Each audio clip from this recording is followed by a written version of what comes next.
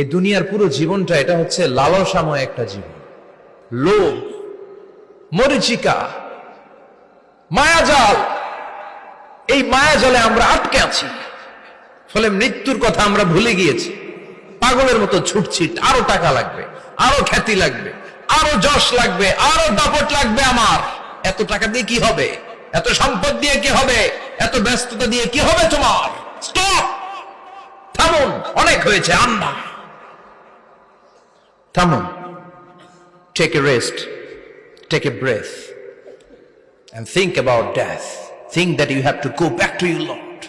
একটু বসেন না, একটু ভাবেন যে আমাকে চলে যেতে হবে, চলে যেতে হবে। এই কোলাহল, এই ব্যস্ততা, এগুলো থাকবে, থাকবো না আমি। সাইয়েদনা ওমর ফারুক বলেছেন, মুতু ক্বাবলা আন তামুতু, মরার আগে একবার মরো। হাসিবু ক্বাবলা আন তুহাসাবু আলাইকুম, তোমার হিসাব নেওয়ার আগে তুমি একবার নিজের হিসাবটা করো না। কাগজ বের করে একটু লিখো না কি কি ভালো কাজ করছিলা, যেগুলো দিয়ে নাজাতের ওসিলা হতে পারে। 1 2 3, আর কি কি আকাম কুকাম করছো দেখো না, লিখে দেখো তোমার অবস্থাটা কি। মরার আগে একবার মরো। মরার আগে খাটের মধ্যে শুয়ে শটান করে চোখ বন্ধ করে একবার মরার ভান করে দেখেন কেমন লাগে। চোখটা বন্ধ করেন আর ভাবেন আপনি নাই, কি কি হতে পারে ভাবেন। আপনার ছেলে মেয়েরা কান্না জুড়ে দিবে, আপনার প্রাণের স্ত্রী বিলাপ শুরু করে দিবে, বন্ধু বান্ধবের চিৎকার আর মাতম, স্থানীয় এলাকার মসজিদে ঘোষণা, অমুক এলাকার নিবাসী অমুক ভাই অমুকের ছেলে অমুক দুনিয়ায় নাই। সব আত্মীয়রা চলে আসবে, ফেসবুকে স্ট্যাটাস দেয়া হবে, সবাই সবাইকে জানাবে বিকাল 4টায় অমুক হাই স্কুল ময়দানে আপনার জানাজা। ছুটে আসবে, সবাই ছুটে আসবে আপনাকে শেষ বিদায় দিতে, গুড বাই জানানোর জন্য, আল ওয়াদা, বিদায় জানাতে আসবে সবাই। 4 তাকবীর দিয়ে আপনার জানাজা হবে, অশ্রুসিক্ত জানাজায় আপনার বিদায় হবে। কাঠের খাটিয়ার মধ্যে করে কাঁধে তুলে আপনারে কবরে নেওয়া হবে। আগে থেকে খুঁড়ে রাখা কবরটার মধ্যে আপনারে বিছিয়ে দেয়া হবে। বাঁশের কচি দিয়ে তার উপরে মাটির চাপা দিয়ে সব চলে যাবে। ভাবেন না একবার চোখ বন্ধ করে, this is the circle of life, this is the nature of life. এটা সবার হবে, আমার হবে, আপনার হবে। এত মায়া, এত ভালোবাসা কই যাবে? কেউ থাকবে না, সবাই আপনার অন্ধকার কবরে রেখে দিয়ে চলে আসবে। উপরে বাঁশের কঞ্চি, তার উপরে মাটির চাপা, অন্ধকার আর অন্ধকার। এই অন্ধকার যেন শেষ হতে চায় না, শুধুই অন্ধকার, ঠিক কিনা? এজন্য আমাদের চলে যেতে হবে। দাদা গেল, চাচা গেল, মামা গেল, আমাদেরকেও যেতে হবে, জোরে কোন ঠিক কিনা? একদিন মাটির ভেতরে হবে ঘরে মন আমার, কেন বন্ধ দালান ঘর, প্রাণ পাখি উড়ে যাবে পিঞ্জর ছেড়ে।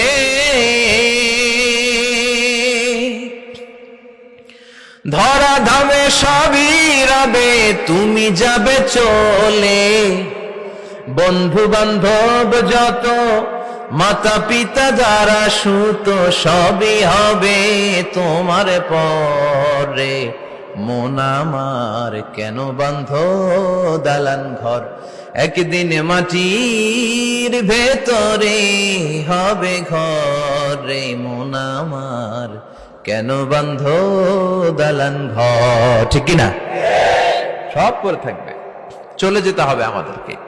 এজন্য আখিরাতের কথা যেন আমাদের স্মরণ হয়। বিশ্বনবী বলতেন, নাহাইতুকুম আন জিয়ারাতিল কুবুর, আমি তোমাদেরকে কবর জিয়ারত করতে আগে নিষেধ করতাম, কিন্তু এখন নিষেধাজ্ঞা প্রত্যাহার করে নিলাম।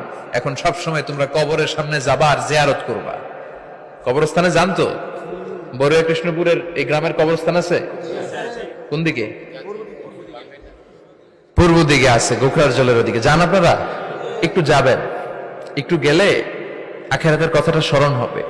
ওখানে ছোট শিশুরা শুয়ে আছে, কিশোর যুবকরা আছে, আপনার মতো তাগড়া যুবক মুরব্বীরা আছে। এরা এই এলাকায় থাকতো, এরা আকাশ থেকে নেমে আসে না, এই এলাকার সন্তান আজ নাই। একটা সার্টেন পিরিয়ড শেষে আপনিও থাকবেন না। This is the nature of life, this is the circle of life. ছোট্ট শিশু হয়ে এসেছিলেন, শৈশব, কৈশোর, যৌবন, প্রৌঢ়ত্ব। আগে ছিলেন সিঙ্গেল, বিয়ে করে হয়ে গেলেন ডবল। এরপরে আল্লাহ আপনাকে একটা মেয়ে দিল, এরপরে মেয়েকে বিয়ে দিয়ে শ্বশুর হলেন, এরপরে ওই মেয়ের ঘরে সন্তান হতে নানা হলেন। আর কতদিন? অনেক দিন হলো তো, অনেক লম্বা সময় পেয়েছেন আপনি। Think about death. এবার যাওয়ার কথা ভাবেন। আখিরাতের সামানের কথা ভাবেন, ফিরে যেতে হবে। কি শক্তিশালী যুবক, বার্ধক্য চলে আসলে লাঠি ছাড়া চলতে পারে না। কুচকুচে কালো দাড়ি সাদা হয়ে যায়, দাড়ির শুভ্রতা, বয়সের ভার, রং ধরা যৌবন জং ধরে শেষ, ঠিক কিনা? This is the circle of life. যুবক ভাইরা, এটাই জীবন, চলে যেতে হবে, কেউ থাকতে পারবে না, ঠিক কিনা? এটা রিমাইন্ডার আল্লাহ এই সূরার ভেতরে দিয়েছেন যে তোমাদেরকে ফিরে যেতে হবে, এই লোভ লালসা ছেড়ে দাও। রব্বুল আলামিন বলেন, আলহাকুমুত তাকাসুর হাত্তা যুরতুমুল মাকাবির। ও গোলাম, দুনিয়ার সম্পদ, লোভ লালসা তোদেরকে পাগল বানিয়ে দিয়েছে। এই লোভ পাগলামি কোনোদিন তোদের থামবে না যতদিন না তোরা কবরে ঢুকবি, ঠিক কিনা? কার কথা? আল্লাহ বললেন, দুনিয়ার সম্পদ আর লোভ আর মোহে তোমরা গাফেল হয়ে গিয়েছো। আখিরাতের কথা বেমালুম তোমরা ভুলে গিয়েছো, কিন্তু আখিরাতে তোমাদের যেতেই হবে, কবরের বাড়িতে তোমাদের ঢুকতেই হবে, ঠিক কিনা? যেতেই হবে, আমরা ভুলে যাই। আলহাকুমুত তাকাসুর, অতিরিক্ত পাওয়ার লোভ, বেশি বেশি খাওয়ার লোভ, বেশি বেশি জমানোর লোভ মানুষকে গাফেল বানিয়ে দিয়েছে। এটা মানুষের স্বভাব, আরো চাই আরো চাই, এই স্বভাবটা আছে না নাই? দেখবেন ছোট বাচ্চারা মসজিদের দোয়া অনুষ্ঠান শেষে জিলাপি দেয় না? বড় কৃষ্ণপুর কি দেয়? আগে বাতাসা দিত না, এখন কি দেয়? জিলাপি দেয়, মিষ্টি দেয়। তো মসজিদের 2-3 গেট থেকে যদি দেয়, ছোট বাচ্চারা দেখবেন এদিক দিয়ে কয়েকটা নিয়ে আবার ওই গেটে লাইন ধরে। ওর হাত হলো ছোট হাত, ওর হাত ভর্তি জিলাপি, আর নেওয়ার জায়গা না, এরপর আরেক জায়গায় লাইন ধরছে, আরো লাগবে, আরো লাগবে, এই আরো আরো আরো চাই, এই স্বভাবটাই মানুষকে কুড়ে কুড়ে শেষ করে দিয়েছে। এত লাগবে কেন তোমার? চাহিদার কোনো শেষ নাই, unlimited demand of human being.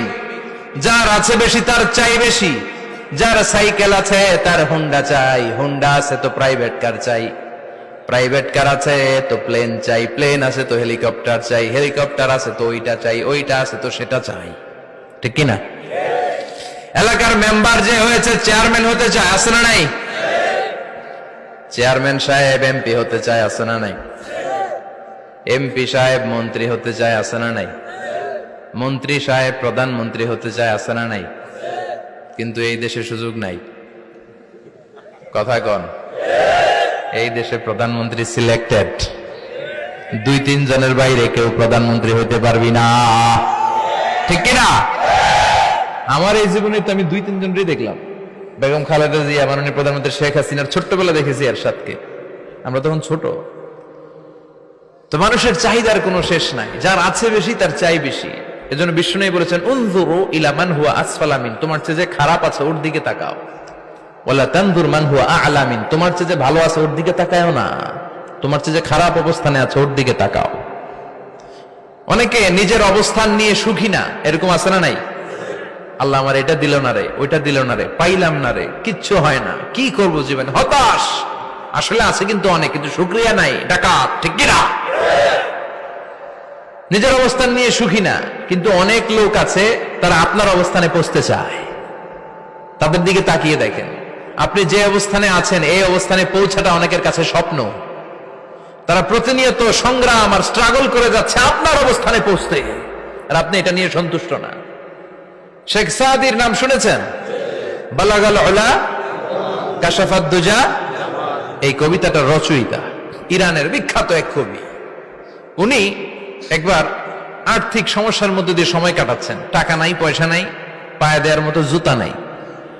উনি খুব দুঃখ পেলেন, হায় রে, আমি ইরানের এত বড় কবি, আমার পায়ে দেওয়ার মতো জুতা নাই।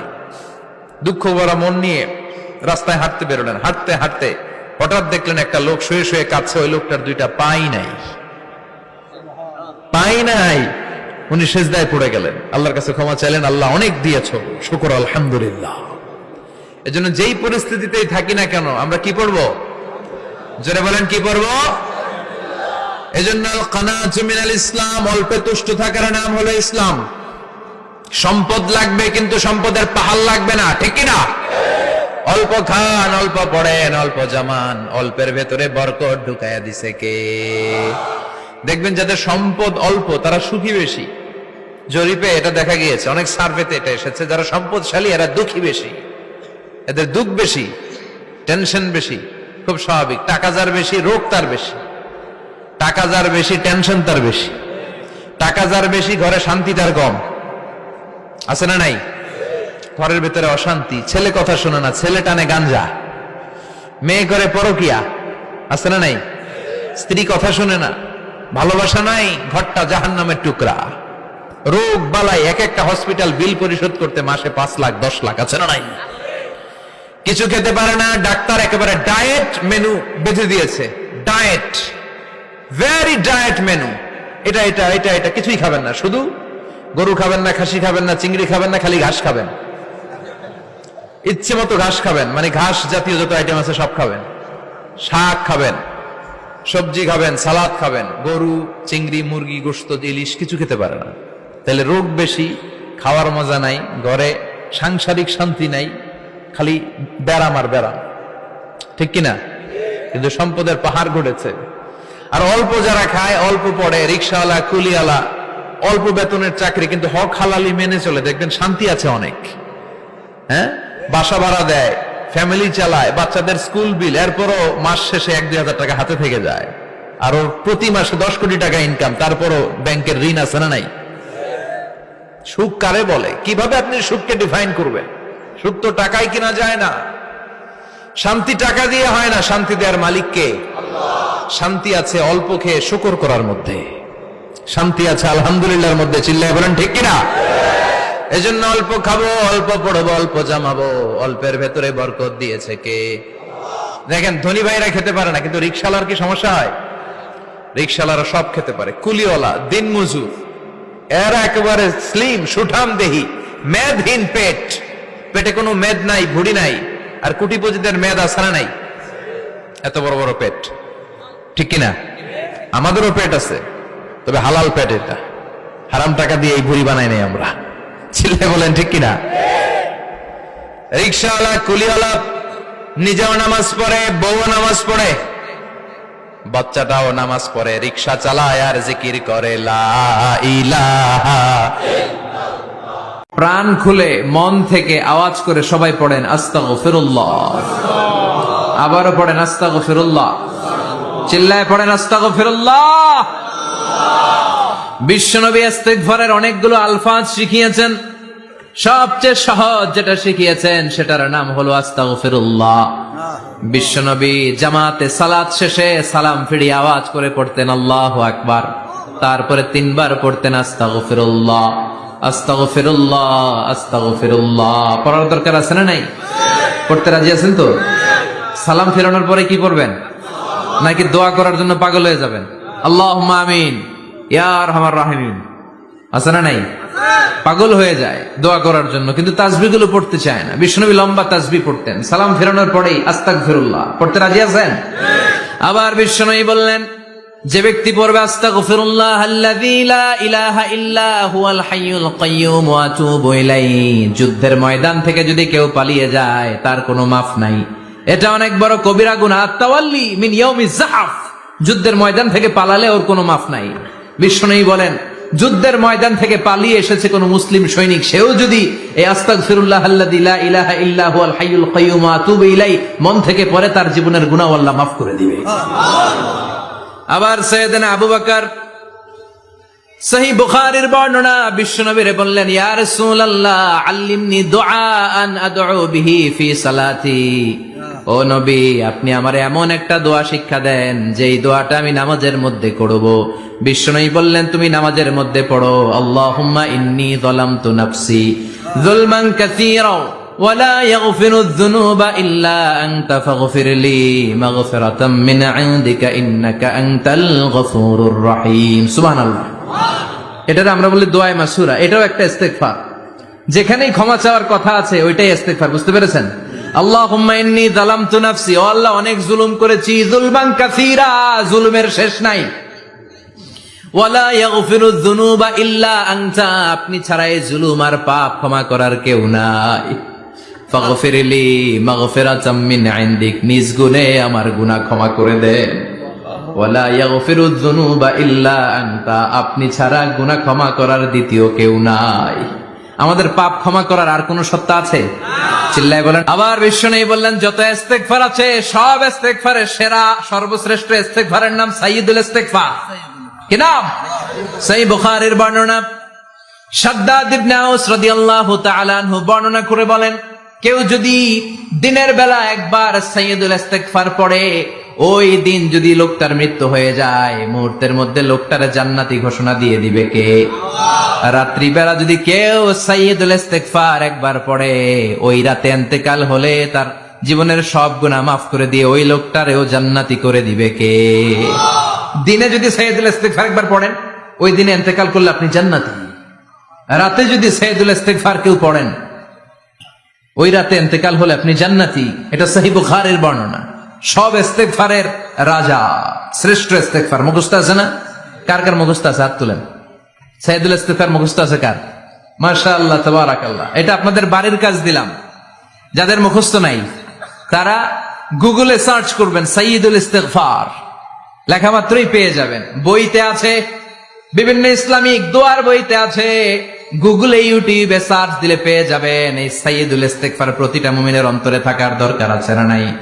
আল্লাহুম্মা আনতা রাব্বি লা ইলাহা ইল্লা আনতা খালাকতানি ওয়া আনা আবদুক ওয়া আনা আলা আহদিকা ওয়া ওয়া'দিকা মাস্তাতা'তু আউযু বিকা মিন শাররি মা সানা'তু আবুউ লাকা বিনি'মাতিকা আলাইয়া ওয়া আবুউ লাকা বিযামবি ফাগফিরলি ফাইন্নাহু লা ইয়াগফিরুয যুনুবা ইল্লা আনতা।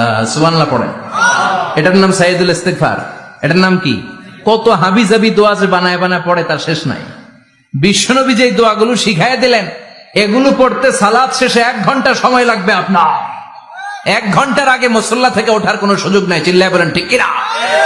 বিশ্বনবী সালাম ফিরিয়ে আওয়াজ করে পড়তেন আল্লাহু আকবার, 3 বার পড়তেন আস্তাগফিরুল্লাহ, 33 বার সুবহানাল্লাহ, 33 বার আলহামদুলিল্লাহ, 33 বার আল্লাহু আকবার। এরপরে পড়তেন লা ইলাহা ইল্লাল্লাহু ওয়াহদাহু লা শারীকা লা লাহুল মুলকু ওয়া লাহুল হামদু ওয়া হুয়া আলা কুল্লি শাইইন কাদির। সুবহানাল্লাহ পড়েন। একবার আয়াতুল কুরসি পড়তেন। মান খারাপ আয়াতুল কুরসি দুবুরা কুল্লি সালাতিন মাকতুবাতিন লাম ইয়ামনাহু মিন দুখুলিল জান্নাতি ইল্লাল মাউত। আয়াতুল কুরসি মুখস্থ না সবার? প্রত্যেক ফরজ সালাতের পরে কেউ যদি একবার আয়াতুল কুরসি পড়ে, তার জান্নাতে ঢুকার ক্ষেত্রে আর কোনো বাধা নাই, একটা জিনিস ছাড়া, সেটা হলো মরণ, মৃত্যু। লোকটা মরে না তাই জান্নাতে যায় না, মরলেই জান্নাতি। আয়াতুল কুরসি পড়বেন তো? সালাত শেষে বিশ্বনবী বলতেন আল্লাহুম্মা ইন্না নাসআলুকাল হুদা ওয়াত তুকা ওয়াল আফাফা ওয়াল গিনা আল্লাহুম্মা আ'ইন্না আলা যিকরিকা ওয়া শুকরিকা ওয়া হুসনি ইবাদাতিক আল্লাহুম্মা লা মানিআ লিমা আ'তাইতা ওয়া লা মু'তিয়া লিমা মানআতা ওয়া লা ইয়ানফা'ু যাল জাদ্দি মিনকাল জাদ আল্লাহুম্মা হাব্বিব ইলাইনাল ঈমান ওয়া যায়্যিনহু ফি কুলুবিনা ওয়া কাররিহ ইলাইনাল কুফরা ওয়াল ফুসুক ওয়াল ইসয়ান ওয়াজআলনা মিনার রাশিদিন। সুবহানাল্লাহ পড়ে। অভাব নাই, সহি দোয়ার অভাব নাই। এগুলো ধুইয়া বানায় বানায় আন্দাজে মান্দাজে দোয়া কালাম পড়ে। এজন্য মাসনুন যে দোয়াগুলো আছে এগুলো পড়বেন তো? সাইয়্যিদুল ইস্তেগফার মুখস্থ করবেন? কথা দিছেন তো? কথা দিছেন? কারা কারা মুখস্থ করবেন হাত তুলে আমার আল্লাহর দেখান। রাজি আছে মুসলমান? আল্লাহ সবাইকে কবুল করুন। আমরা পড়ি আমিন। আবার আল্লাহ বললেন ওয়াল মুস্তাগফিরিনা বিল আসহার, ওয়াল মুস্তাগফিরিনা বিল আসহার। আমার প্রিয় বান্দারা শেষ রাতে চোখের পানি ছেড়ে তাহাজ্জুদের নামাজে যায়, নামাজ ভিজায়, আর শেষ রাতে ইস্তেগফার পড়ে, ঠিক কিনা? তাহাজ্জুদের যায় নামাজে মরণ দিও প্রভু আমায়, একামতে দিনের কাজে কবুল করে নিও আমায়। তাহাজ্জুদের যায় নামাজে মরণ দিও প্রভু আমায়, একামতে দিনের কাজে কবুল করে নিও আমায়। সুবহানাল্লাহ পড়ে। যেই নবীর কোনো পাপ নাই, যেই নবীর কোনো অন্যায় হয় নাই, গুনাহ হয় না, ওই নবীকেও আল্লাহ ইস্তেগফার করার অর্ডার করেছেন। রব্বুল আলামিন বলেন ফাসাব্বিহ বিহামদি রাব্বিকা ওয়াস্তাগফিরহু ইন্নাহু কানা তাওয়াবা। ফাসাব্বিহু, নবী তাসবিহ পড়েন, বিহামদি রাব্বিকা, রবের নামে, রবের প্রশংসার তাসবিহ পড়েন, ওয়াস্তাগফিরহু, তার কাছে ক্ষমা চান, ইস্তিগফার পড়েন, ওয়াস্তাগফিরহু, ফাসাব্বিহ বিহামদি রাব্বিকা ওয়াস্তাগফিরহু, নবী আপনি ইস্তিগফার পড়েন। যে নবীর কোনো গুনাহ নাই, ওই নবীকে যদি আল্লাহ ইস্তিগফার পড়ার অর্ডার করতে পারেন, আমাদের ইস্তিগফার পড়ার দরকার আছে না নাই? প্রতিদিন কম করে 100 বার ইস্তিগফার করব। কয়বার? চিল্লায় বলেন কয়বার? আওয়াজ করে সবাই আবার পড়েন আস্তাগফিরুল্লাহ, আর জোরে পড়েন আস্তাগফিরুল্লাহ। এজন্য পাপ হোক, অন্যায় হোক, শয়তানের ওয়াসওয়াসায় পড়ে নামাজ ছেড়ে দিয়েছি, মিথ্যা কথা বলেছি, আব্বা আম্মার সাথে বেয়াদবি করেছি, জুলুম করেছি, মুহূর্তেই চোখের পানি ঝেড়ে 2 রাকাত নামাজ পড়ে তওবা করে ইস্তিগফার করে ক্ষমা চাইবো কার কাছে? চিল্লায় বলেন কার কাছে? এগুলো হচ্ছে মুমিনের হাতিয়ার। এই তাওবা, এই ইস্তিগফার, this is the weapon of believers. এগুলো বিশ্বাসীদের হাতিয়ার। তলোয়ার, ড্রোন হামলা, মিসাইল, AK-47 এগুলো আমাদের হাতিয়ার নয়। আমাদের আসল হাতিয়ার হচ্ছে তওবা, আমাদের আসল হাতিয়ার হচ্ছে ইস্তিগফার, আমাদের আসল ওয়েপন হচ্ছে জিকির। চিল্লায় বলেন ঠিক কিনা?